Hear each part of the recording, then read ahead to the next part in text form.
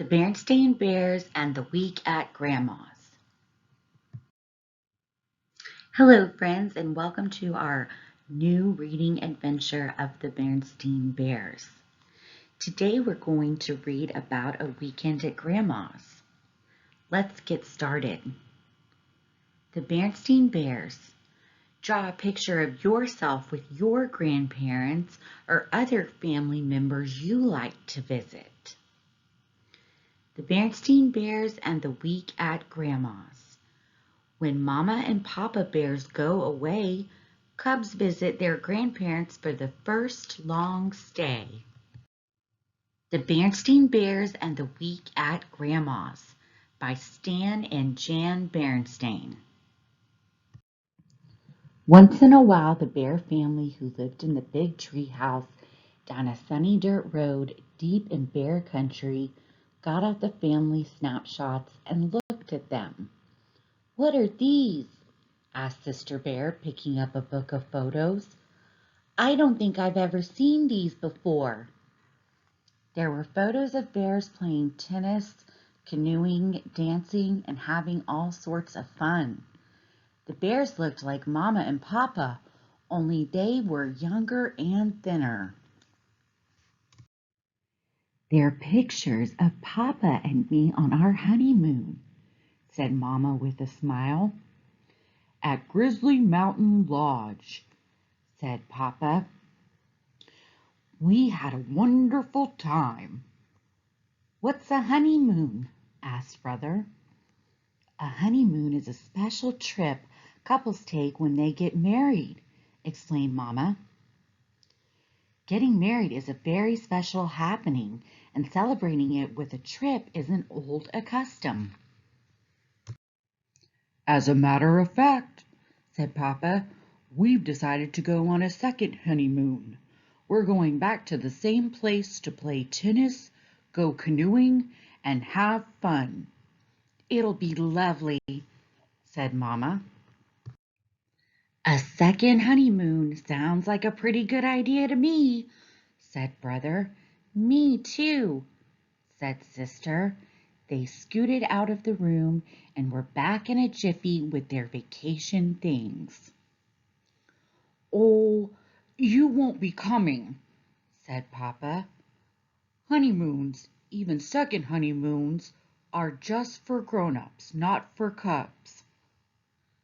But what's going to happen to us?" asked Sister. "It just so happens," said Mama, "that Gran has been after me to let you spend a week with her and Gramps, and this will be the perfect opportunity." "A whole week?" said Brother. "But we've never stayed with anybody that long," said Sister. "Well," said Papa, taking a few practice swings with his tennis racket, "there's got to be a first time for everything." "What will we do for a whole week?" asked the cubs. "Where will we sleep? What will we eat?"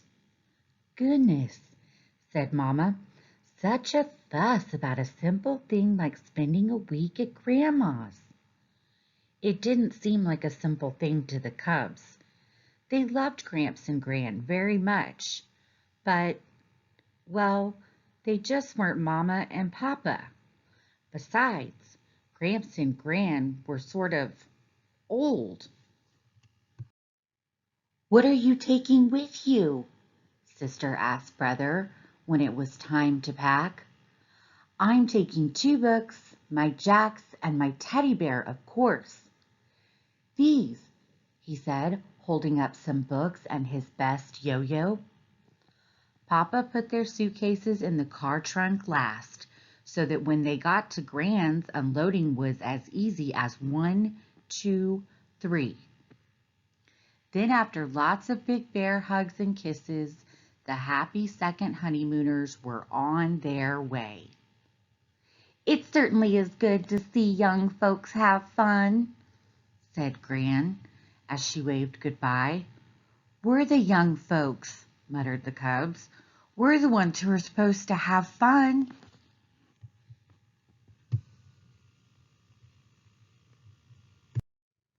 I'm sure you're hungry after your ride, said Gran when they went in. How about some of my special honey nut cookies and milk? No thanks, Gran, said Sister. I'm not hungry right now. Hey, these are really good, said Brother. Sister sneaked a taste. They were good, but, well, they just weren't Mama's. Now, let's get you up to your room so you can get settled, said Gramps. The cubs reached for their bags, but before you could say Grizzly Gramps, they were gathered up, bags and all, and carried up the steep stairs. Gramps certainly was strong for someone so old. The room at the top of the stairs was very nice indeed. But, well, it just wasn't home. Gramps, said Sister, where do you suppose Mama and Papa are right now? Well, said Gramps, I reckon they're still on the road, just pulling into sight of Grizzly Mountain Lodge. After they unpacked their things, Gramps thought the cubs might like to explore around the house. While it wasn't home, it was an interesting house. There was the attic crowded with all sorts of interesting things. Gramps' kitchen with its yummy taste and smells. In Gramps' den, Gramps knew how to build a ship in a bottle. When the cubs asked him how it was done, he just smiled. What do you suppose Mama and Papa are doing now? They asked then. I reckon they've gotten into their tennis clothes and are swatting the ball back and forth, he said. Over the next few days, Brother and Sister found lots to do. They helped Gran feed her bird friends more kinds than they had ever seen in one place, and Gran knew all of their names. They helped Gramps cut and smooth twigs for a new ship in a bottle. It turned out that he built them outside the bottle and then slid them in. It was pretty tricky. They went fishing in a special place Gramps knew about. Well, said Gramps as they returned with a fine catch, I reckon that your Mama and Papa are out canoeing right now. I certainly hope they're having fun, said Sister, because we sure are. Better get these chairs in, said Gramps after a fine fish fry. It's going to rain tomorrow. How do you know? Asked Brother. I can feel it in my bones, answered Gramps. It turned out Gramps was right. Good, said Brother. We'll be able to relax a little. Sister got out her jacks and he started to play with his yo-yo. Used to be pretty good with one of those myself, said Gramps. Was he ever? Not only could Gramps make the yo-yo sleep and walk the dog, he could even do the baby in the cradle and round the world. That evening, after a refreshing nap, they all went to Gramps and Gran's regular Friday night square dance. Gramps and Gran didn't just watch. They do-si-doed with the best of them. They even won a prize for friskiest couple. Goodness, said Sister in the morning.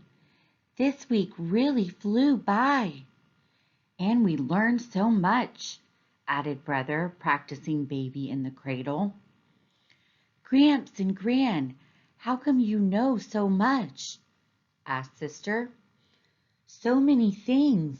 Why, you can even feel the weather in your bones.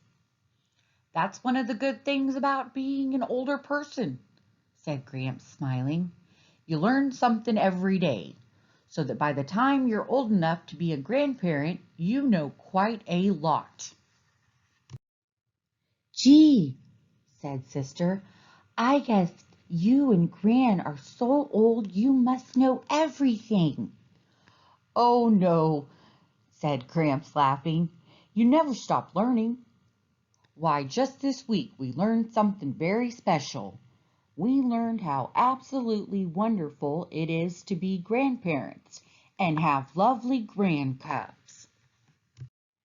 Then Gramps and Gran swept their grandcubs up in a big hug. The next thing they knew, a familiar beep beep was heard. It was Papa tooting the horn. He and Mama were back from their second honeymoon, and it was time for the cubs to go home. After saying goodbyes and thank yous, the Bear family piled into the car and headed home. No sooner were they on their way than brother and sister were bubbling over with the fun and excitement of their week at Grandma's. "Well," said Papa, "sounds like you had a pretty good time." "Oh, we did," said Sister. "Papa, sometime you might want to go on a third honeymoon. Then we could spend another week at Grandma's."